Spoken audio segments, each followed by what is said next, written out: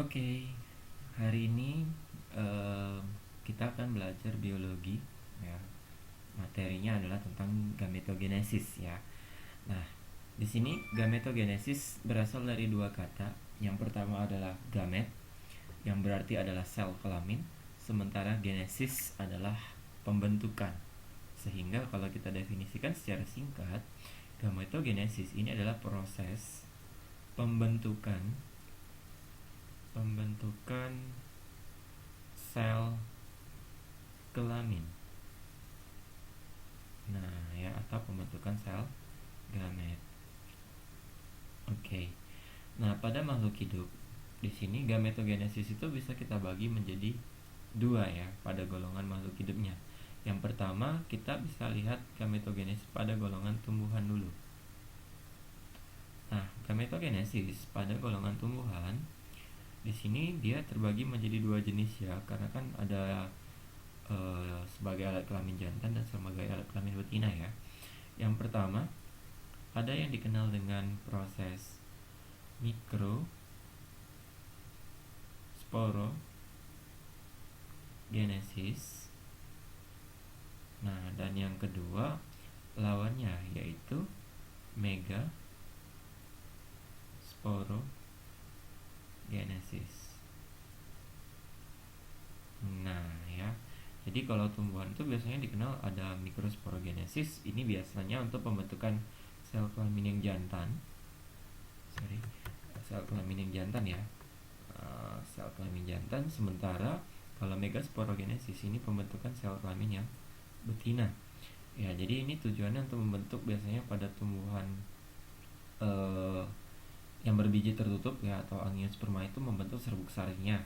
Nah, sementara kalau megasporogenesis ini ditujukan untuk pembentukan sel telur atau ovum dan juga pembentukan inti kandung lembaga sekunder. Nah, sedangkan kalau pada hewan, kita kenal ada dua juga ya. Nah, kalau hewan juga ada dua.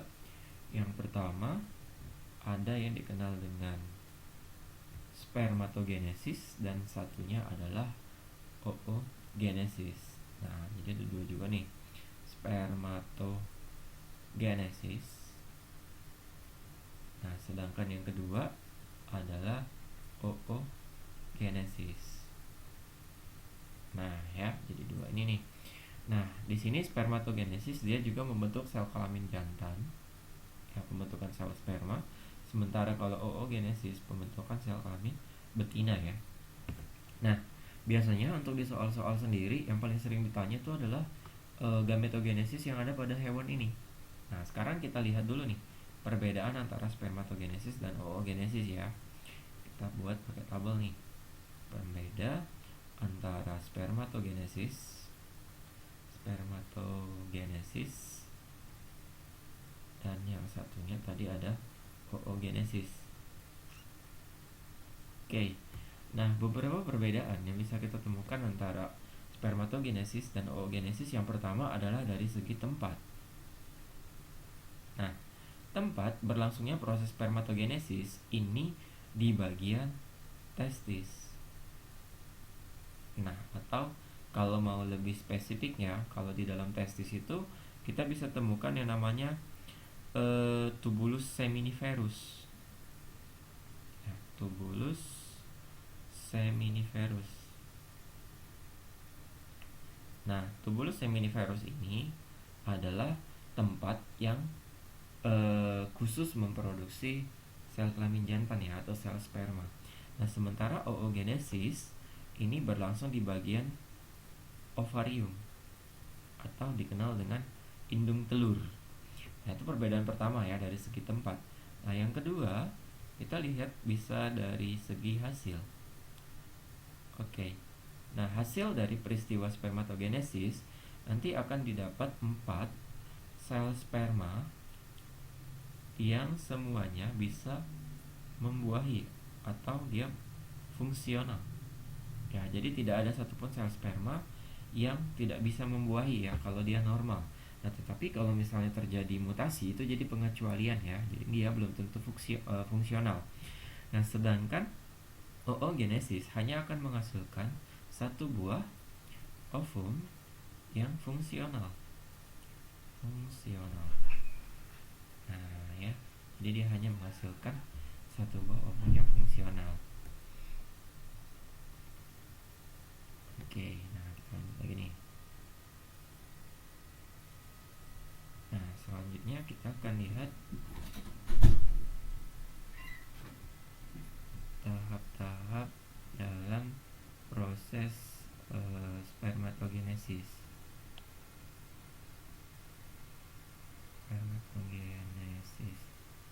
Oke. Nah, di sini proses ini yang baik spermatogenesis ataupun oogenesis sebenarnya akan melibatkan proses pembelahan sel ya. Seperti kalian ketahui, pembelahan sel itu ada dua. Yang pertama ada mitosis dan yang kedua adalah meiosis. Nah, spermatogenesis ini dimulai dari sel induknya, namanya adalah spermatogonium. Di mana spermatogonium memiliki kromosom awalnya adalah diploid ya, atau 2N. Nah, nanti spermatogonium ini akan mengalami pembelahan tahap pertama, yaitu pembelahan secara mitosis. Nah, sehingga nanti didapat hasil yang dikenal dengan spermatosit primer atau yang pertama. Nah, dengan kromosom tetap 2N. Nah, kenapa tetap 2N? Karena dia kan membelahnya secara mitosis, di mana mitosis kan pasti menghasilkan jumlah kromosom anakan yang sama dengan induknya. Nah, kemudian nanti setelah terbentuk spermatosit primer, dia akan masuk ke tahap 2, yaitu pembelah secara meosisnya. Nah, dia membelah secara meiosis nih. Oke. Nah, hasil pembelahan meosisnya nanti di sini didapat dua jenis sel baru ya, namanya adalah spermatosit yang kedua ya, sekunder. Nah, satunya juga sama ya, spermatosit sekunder. Oke. Nah, kalau kita lihat dari kromosom keduanya, ini nanti akan menjadi haploid. Nah, kenapa haploid? Karena kan sel ini, si spermatosit primer ini kan mengalami pembelahan secara meiosis nih. Meiosis tahap 1. Nah, seperti kalian ketahui kan, di meiosis tahap 1 akan ada proses reduksi kromosom. Makanya dari awalnya dari 2N ini akan berkurang menjadi setengah daripada aslinya, menjadi N. Ya, reduksinya kan terjadi di tahap anafase 1 ya. Nah, kemudian nanti setelah terbentuk spermatosit sekunder, ini akan lanjut lagi ke tahapan kedua, meiosis tahap 2-nya ya. Nah, dia lanjut ke meiosis tahap 2 semua. Dihasilkanlah 4 buah calon spermanya.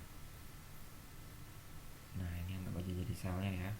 Nah, ini semuanya namanya adalah spermatid. Ya, ini juga sama, ini spermatid semua. Oke.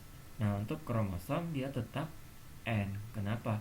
Karena di tahap meiosis 2 ini tidak ada lagi kegiatan reduksi. Nah, ya ini meiosis 2-nya nih. Tahap kedua. Nah, jadi ingat ya, reduksi kromosom itu hanya di tahap meiosis 1-nya aja. Jadi di meiosis 2 nggak ada lagi.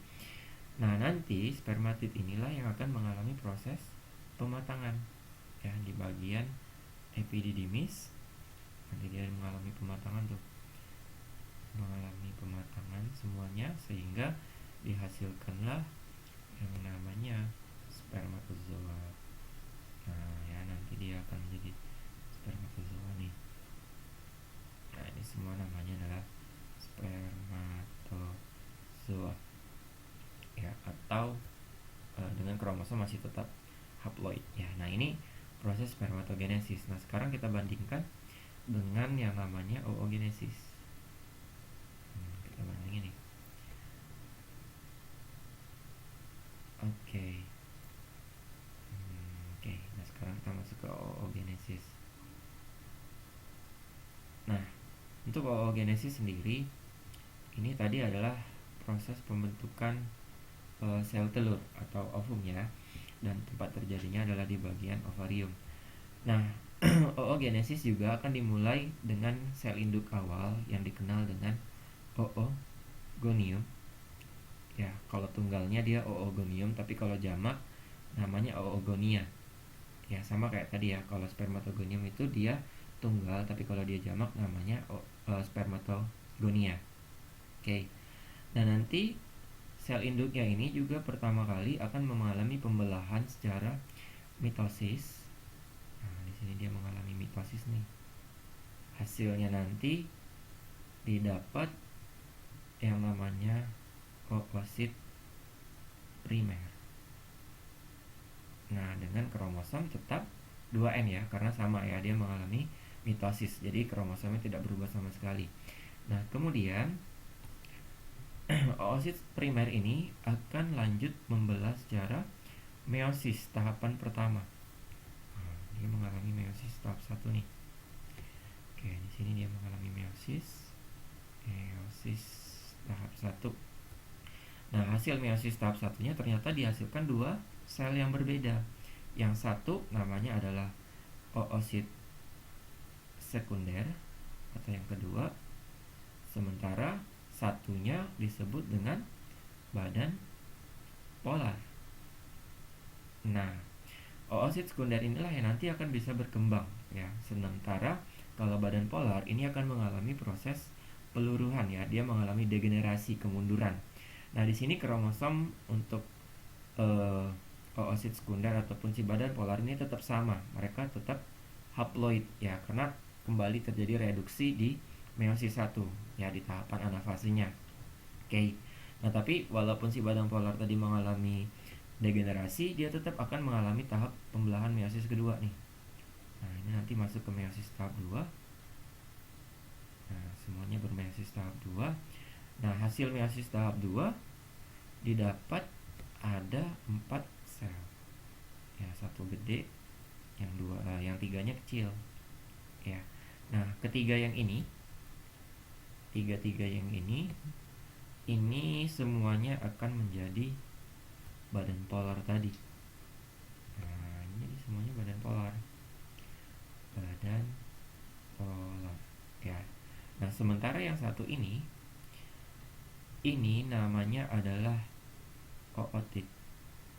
Ya, kromosom semuanya adalah haploid ya. Jadi baik badan polar ataupun si ootit, kromosom mereka tetap sama. Ya, dan ingat kenapa tetap sama? Karena di tahap meiosis 2 ini nggak ada reduksi lagi ya. Meiosis tahap kedua. Meiosis. Oke, salah. Tahap 2. Nah, ya. Nah, nanti si ootit ini kan yang akan mengalami proses pematangan ya. Dia akan dimatangkan sehingga akan menjadi ovum. Nah, ini yang akan menjadi sel telurnya. Makanya tadi hasil daripada proses spermatogenesis itu akan menghasilkan 4 sperma yang fungsional ya. Nah, sementara kenapa ovum hanya menghasilkan satu yang fungsional? Di sini karena sebenarnya jumlah ovum yang ada pada tubuh setiap manusia itu terbatas ya, makanya dia setiap kali proses pembentukannya hanya ada satu kali ya. Oke, mungkin sekian dulu materi hari ini ya untuk gametogenesis, semoga bisa membantu.